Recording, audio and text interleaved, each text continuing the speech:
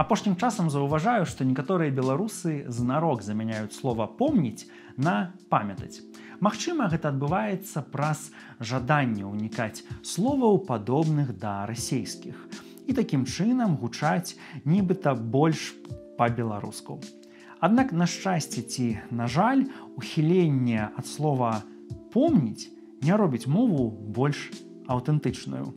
Бо слова «помніць», як і словы, якія вы ўбачыце ў апісанні, нармальныя беларускія словы.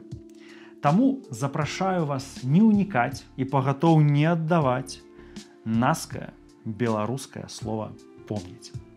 А яшчэ больш карысных цікавінак, правілаў, парадаў, лаянкі ды антытрасянкі вы знойдзеце ў маёй базе беларускай мовы па спасылцы ў шапцы майго профілю. Помніце, памятайце і гаварыце па-беларуску.